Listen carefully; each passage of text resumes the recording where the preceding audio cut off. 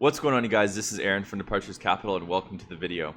In this video, we're talking all about the recent volatility in the markets, especially today as the indexes are down 2 to 3%.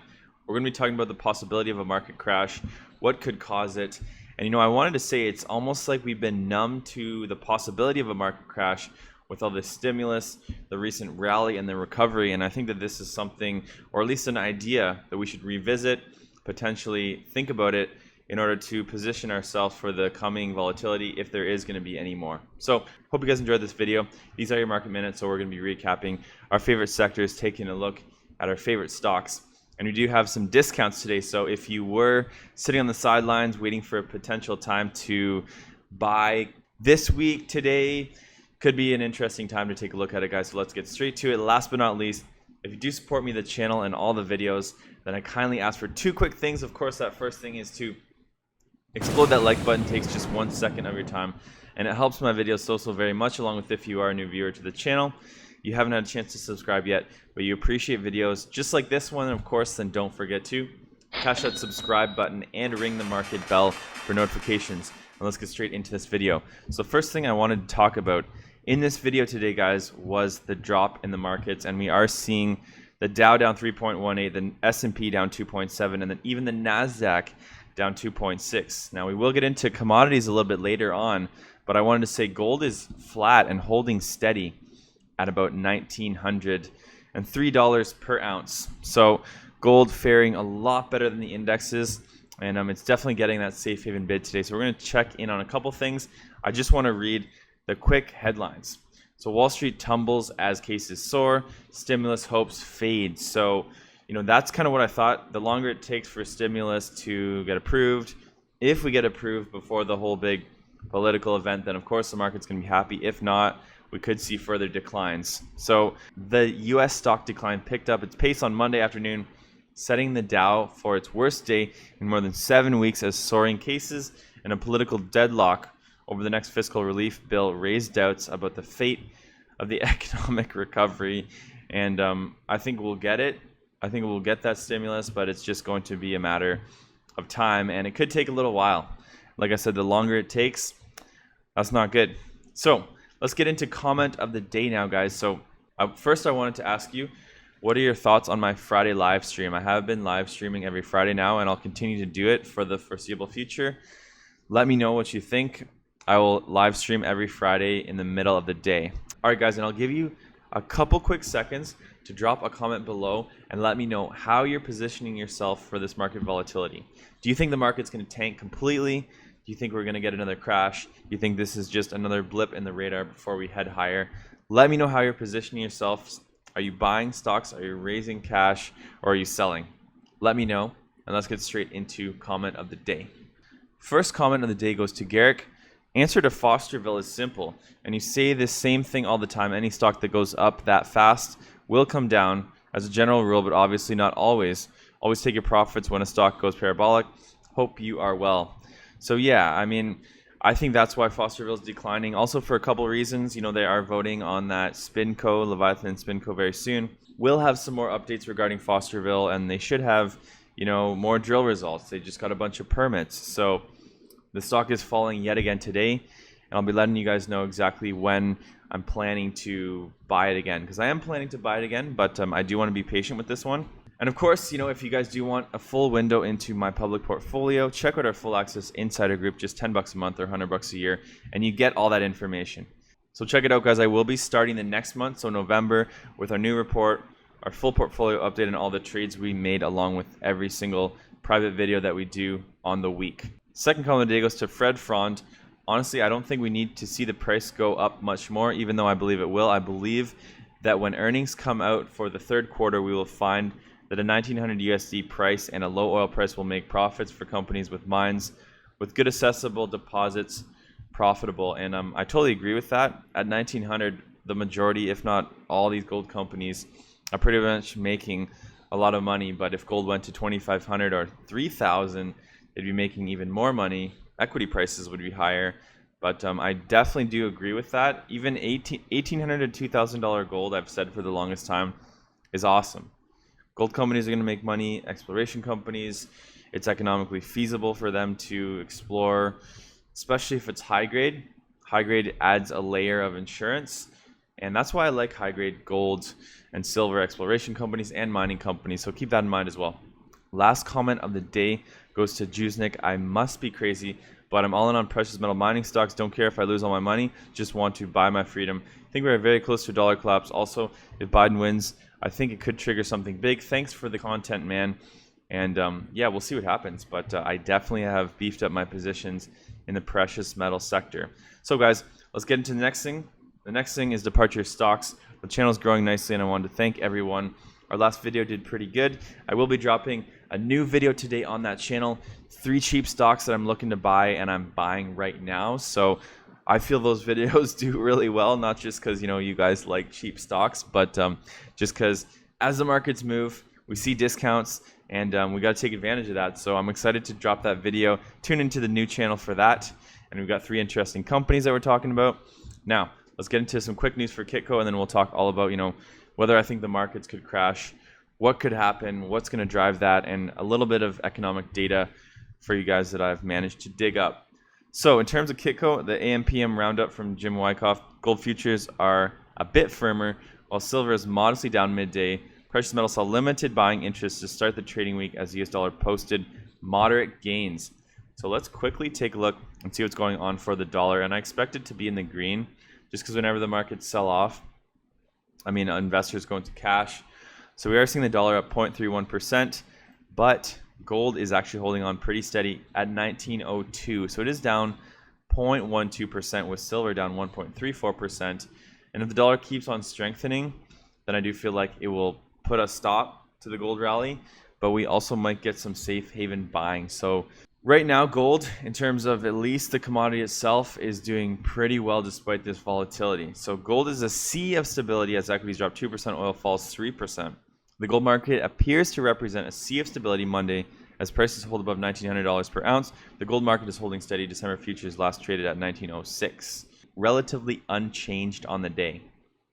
For some market analysts, the price action in gold is not surprising, as it remains a bastion of strength in an environment that is dominated by low interest rates, uncertainty, and turmoil. So I just want to read this one quote. I just want to read this one comment. "This is what safe haven assets do," said Charlie Neto, senior market strategist at LaSalle Futures Group. Gold is finally starting to act like a safe haven asset as it outperforms everyone. It's outperforming as the US dollar looks a little directionless. And that's exactly what I was saying. Gold price stalling ahead of US elections. And a little bit of international news. So the European markets closed lower. Tech sector down 7.4% as SAP shares tank. So we did in fact see SAP, which is a German multinational software company that makes enterprise software, they dropped 21.9%. And this was because they cut revenue profit forecasts, and by the looks of it, lockdowns forced cuts to revenue. So tech in general is getting hit a lot harder than what we normally get. So that's pretty interesting. Tech's not really leading the sell-off. In fact, it's performing the best compared to the S&P and the Dow Jones, at least for the NASDAQ. But we're not seeing tech immune this time. All right, guys, so let's get a little technical here for the S&P 500, because we haven't gotten technical in a while, and I actually don't mind doing a little bit of chart reading, because that's not really, the theme of this channel, but, I like to point out patterns. So let's take a look and see for the S&P. So it does look like, this level that we're hitting right now looks like we could potentially run into some support here, to be honest, because we've tried just below 3,300 a couple times, and that was the previous peak right before the market absolutely tanked in March. So I think we've got 2 levels to watch. I think we've got around 33.75 to watch, and then if we don't hold on to that, I'd say closer to 3,200. 3,200 looks like a level that could hold and potentially have a lot more support than 33.75, but those are 2 levels to watch right now. And I must say that if we don't get stimulus or we don't get some positive news, and the numbers keep going up in terms of cases, we could sell off another 5 to 10%. Who knows? Now, how are we going to position ourselves for that? Well, let's take a look at the charts for gold. Gold is holding very steady today. And this is something that I've been kind of waiting for, and I've kind of beefed up my exposure, at least in the short term, more so to gold than I have to silver. Not to say that silver is not going to perform as well. Silver is only down 1.12%, meanwhile the indexes are down well over 2%. But gold's essentially flat on the day. Now, when it comes to gold, it continues to look like it's doing some consolidating. But when it comes to positioning ourselves for the next, potential correction or crash, that doesn't necessarily mean that gold equities are safe. So I do want to spend a little bit of time, take a look at some data. So first thing I wanted to take a look at was the US cases, at least for over the last couple of days, we did see, I believe that is a record for cases, and especially for Canada as well.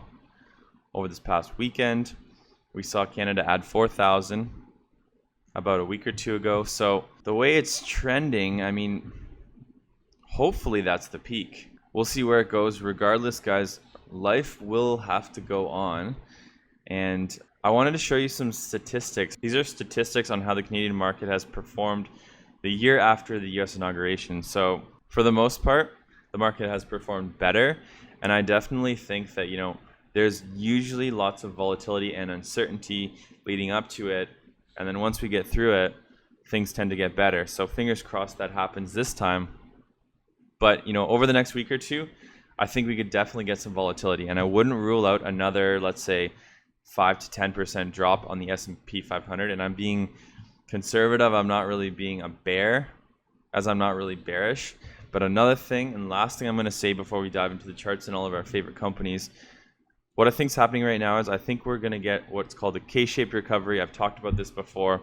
I think we're going to see some sectors of the market, we saw it plunge back in March. Some sectors are going to recover.